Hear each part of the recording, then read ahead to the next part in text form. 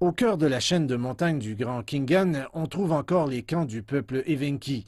Ils sont le dernier groupe en Chine à élever des rennes. Quand j'étais jeune, nous avions une grande famille et nous vivions dans la forêt, avec plus de 1 000 rennes. Nous chassions et nous nous déplacions constamment. Les hommes allaient à la chasse et les femmes suivaient leurs traces avec les rennes pour transporter des vivres. Les évinx et les rennes sont devenus dépendants les uns des autres. Ils fournissent la protection et la nourriture aux rennes, tandis que, en retour, les rennes les aident à transporter de gros articles.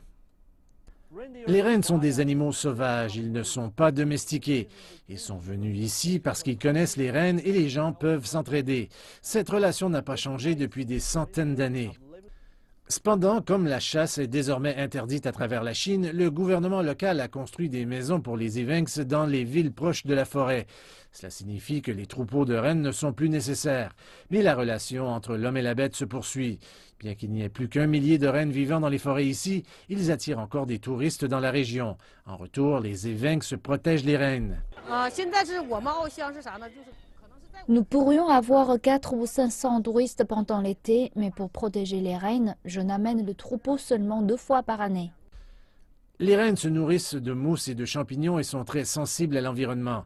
Afin de trouver une meilleure nourriture pour le troupeau, la plupart des familles Evenki se déplacent toujours autour de la forêt avec les rennes plusieurs fois par an. Les conditions de vie peuvent être difficiles et beaucoup de jeunes générations ont abandonné le package des rennes. Malgré cela, Fan Suo envisage de prendre la responsabilité de transmettre cette tradition. C'est difficile de s'habituer à vivre ici dans la forêt, mais je dois le faire. Ma grand-mère a passé la majeure partie de sa vie dans la forêt. Maintenant, elle a plus de 80 ans. Quel genre de peuple sommes-nous si nous n'avons pas de rennes?